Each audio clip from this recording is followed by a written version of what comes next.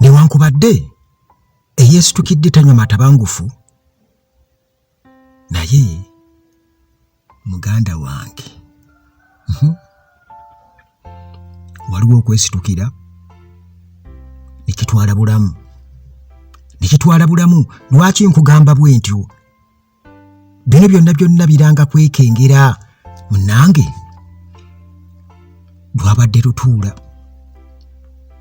lwabadde lutuula wali mu Arusha, tuli Tanzania, era nga olutuula yabadde East African Community Summit.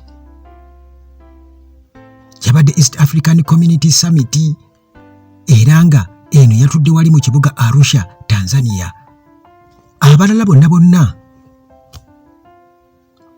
ba heads of state babaddeyo okuleka Tshisekedi owa DRC ne Kagame owa Rwanda, abo tebabaddeyo.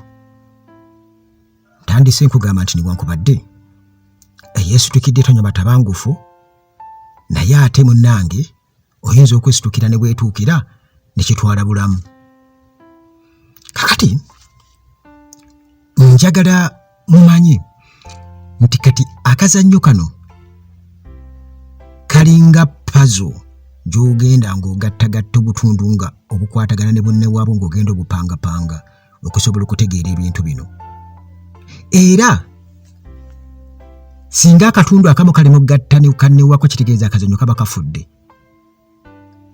Bino birimu okufa kubanga ebitagatta bingi.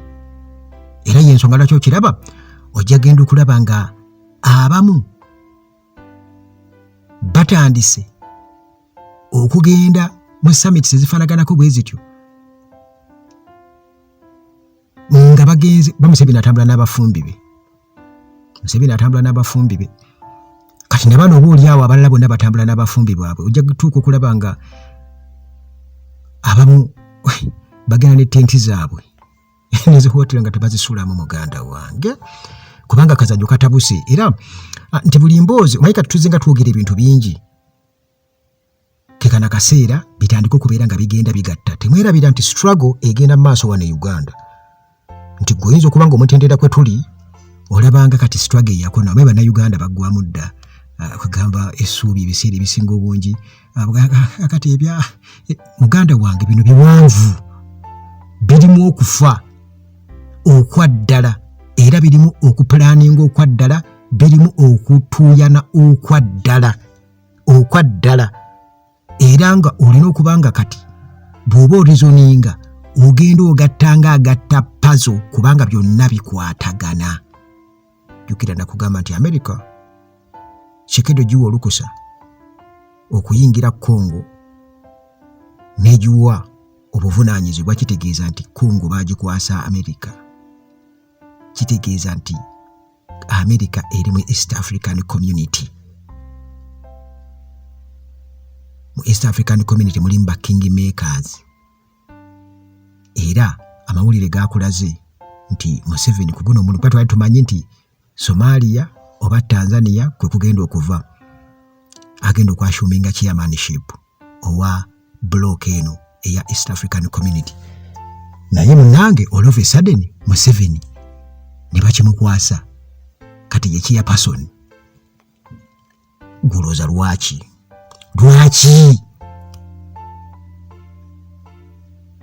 bw'oba teweekakasa muntu agenda kuvuga ojja mugamba jangu otuule wano ze kanvuge, kubanga ebintu si byangu muganda wange, abasajja batuli bubi.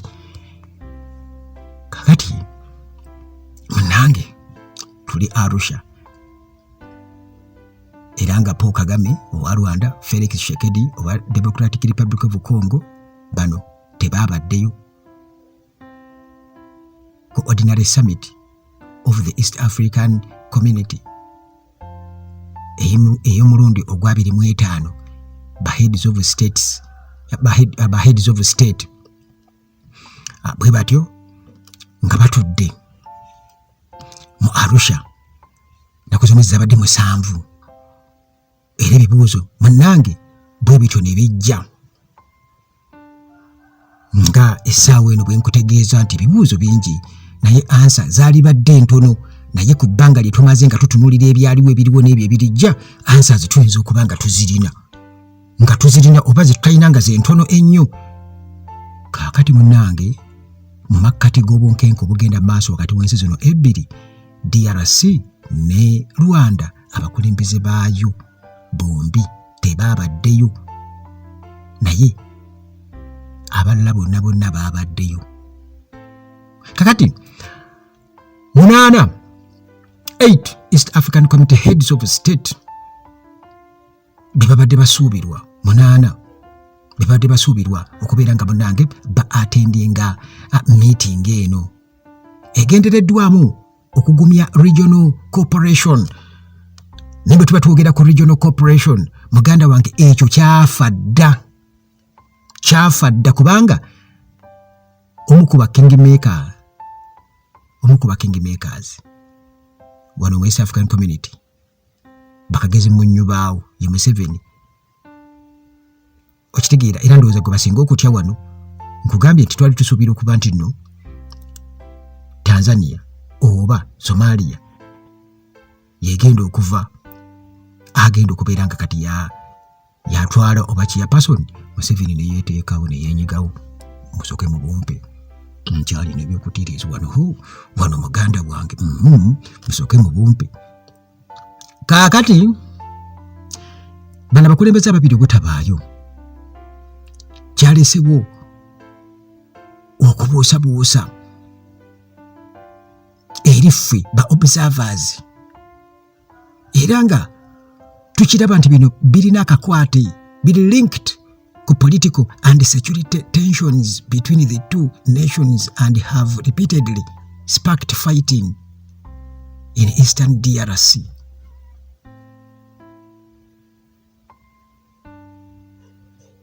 DRC emundu tesirikanga. Aba M23 kyetujja tulabe sanctions nga ziteekebwa ku basajja ba Kagame yabyogeddeko, tujja kubyogerako mu mboozi yaffe endala. Kakati nga bwe nkutegeezezza nti bwe tuba twogera ku Congo, era nsuubira okuba nga bali kugipeerereza okujengeza mu East African Community, balina ebigendererwa ebiwerako, naye ate Congo omanyi omugagga, kuba Congo yetusinga obugagga ono mu East Africa, Eastern Central yesingawo obugagga. Kakati obugagga yesingawo bunene, yesingawo obugagga, erina buli kimu.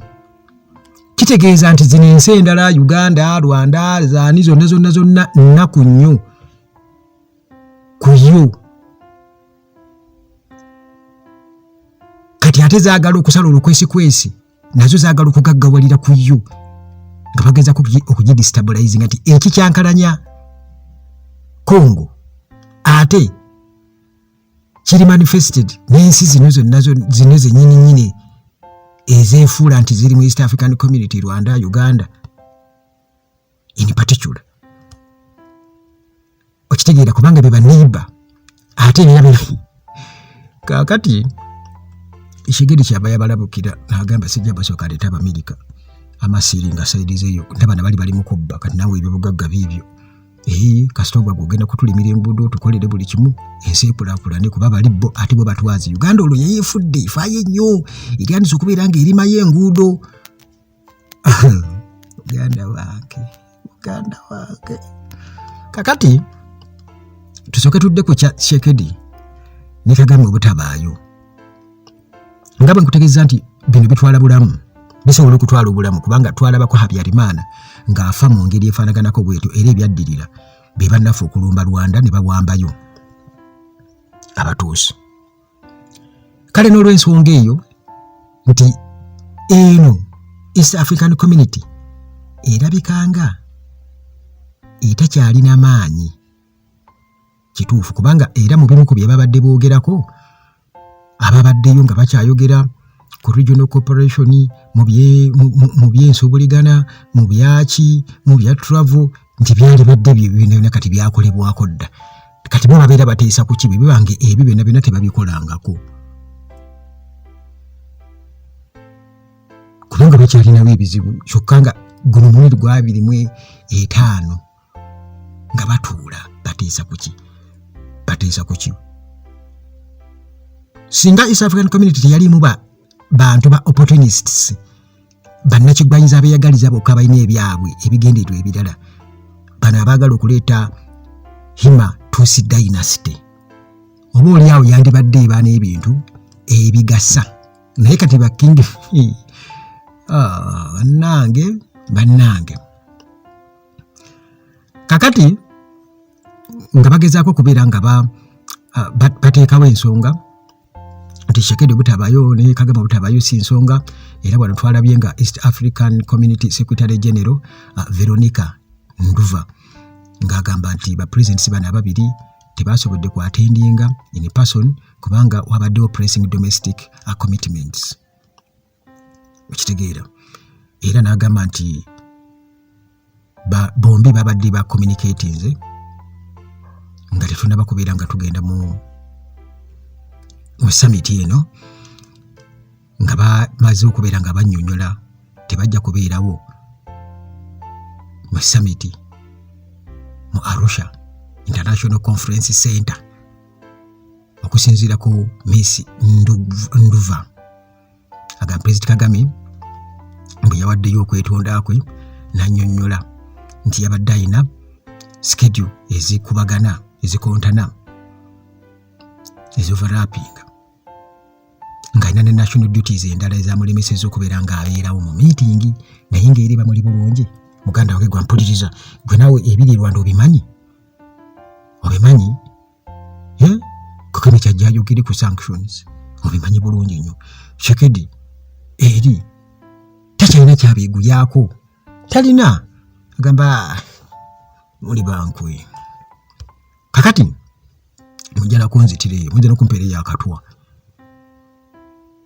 kati nga okwesevinga okujja n'ebitumbuwa mu kooti ye munene ate yongerimu ebitumbuwa mu kooti azembulukuke agamba sijja kati bano munnange nti Rwanda yatumye Prime Minister okurepresentinga ensi ye ate DRC yo neesindika baministers babiri okubeera nga barepresentinga kati Nduva nga atugamba ti ekyo kiryokke kubanga kyali kibaddewooko circumstances bwe zito zaali zibaddewo tekiri unusual kakati yayogeredde n'akaseera ng'agamba nti even in other international meetings leaders often face multiple national and regional responsibilities that may prevent them from attending in person. Muganda wange nga lwaki okozesa ebigambo ebyo byonna okunnyonnyola kiba kitegeeza nti kyabadde kyetaagisa okunnyonnyola ennyo kubanga wabadde waliwo okwekengera nti okujjawo abantu okubuusabuusa kaakati ensi omutendera kweri muganda wange kaakati nnowuliriza gwokyali ku gundi ku Kagame ne Tshisekedi bye batabaddeyo okimanyi nti ne Salva Kiir teyabaddeyo Salva Kiir naye ate already era tulaba nti Amerika yonna weeri era we yeemulugunyizza ba presidents tebazze Museveni wano yatugamba yategeera ebya Sudan ennyo okimanyi nti already era ejja kuba mboozi ndala ku bombings ennyonyi ze zaakola eza Uganda eri mu bifo by'abantu ne zitta abantu abatawagira gavumenti era Amerika ebadde nga gye yeemulugunya ku sayidi yeeyo Salva Kiir teyabaddewo era naye yatumye butumi kati ba heads of state basatu tebaakoze eki tebabaddeyo muganda wange naye yatumye minister Salva Kiir ono kozi bagamba nti naye yakikola ebirwadde byamugira nyini bwe bulwadde tetujja kugira ng'abantu bwe bamujeregera bamubongerako nti Salva Kiir yafuka mu mpale naye munnange ffenna gye tulaga tujja kukaddiwa Mukama bw'aba atutuusizaayo kati ebirwadde bye bikukwata oyinza okuluzinga control naye nga batera okukyongerako abantu kakati bw'kyobumanya nti wabaddeyo host President Samia Suluhu yabaddeyo, owa Tanzania wabaddeyo current summit chair President William Ruto, owa Kenya yabaddeyo President Yoweri Museveni Kaguta, yabaddeyo President Everest Ndayishimiye, owa Burundi yabaddeyo President Hassan Sheikh Mohamed, owa Somalia yabaddeyo. Kakati munnange nga bano basuubirwa okubeera nti eno summit yaabwe y'Ogwabiri-25 East African Community Heads of States Summit yabadde esuubirwa okubeera nti officially bagenda kubeera nga balunkinga 7th Development Strategy 2026/2027 2030/2031 era ba appointing several officials omuli Secretary General, abalamuzi, era nga balina okubeera nga boogera ku financial challenges ezifeesinga block. Okitegeera nti babadde basuubira n'okuba nti balina okuconsideringa new contribution policy for member states n'ebirala bingi nnyo bye babadde balina okubeera nga boogerako, naye nga ensonga enkulu awo muganda wange nti tukirabye nti America okujja mu Congo, America okuba nti yemulugunya ku Uganda n'ebikolobero bye mu South Sudan, ne Salva Kiir teyabaddeyo, Kagame teyabaddeyo, Tshisekedi teyazze.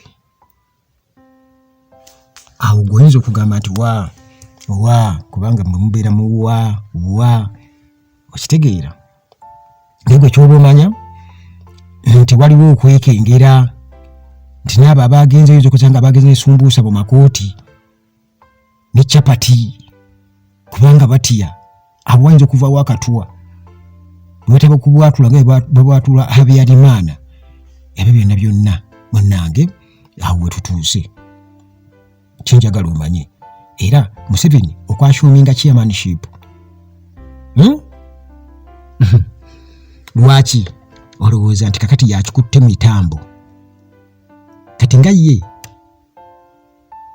kuba kati ye yalowooza era yasinga okutegeera ebintu bino mu ndowooza ye n'abo abamukkiririzaamu kati nga balabanga yeyali badde superior ku bo okubeera nkati yakola ki yabeera chairperson wa block eno olwa challenges zeerina empitirivu naddala obunkenke obuliwo given nti naye kenyininyini kakati takyetegeera era abeera amaga buli wamu abeera amaga kuba naye muganda wange ali ku bunkenke, Samia Suluhu ali ku bunkenke,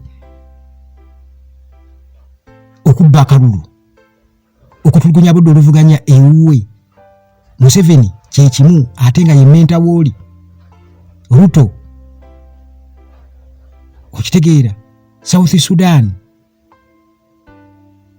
bonna abo muganda wange Democratic Republic of Congo, Rwanda, yonna Museveni yonna inayo influence. Kakati kabitandika mwami Muvuyo ng'alina okulaba nga agamba nti kakati nga nziri ku sharing nsobole okusalaasala ku binnya tulabe n'ebinnya bisusse. Ebinnya bikoze eki? Bisusse. Kale munnange tunaalaba ekinaava mu y'ebiraka ffe amaaso ku lutimbe kabina ku ddongo. Mukama Katonda akuume.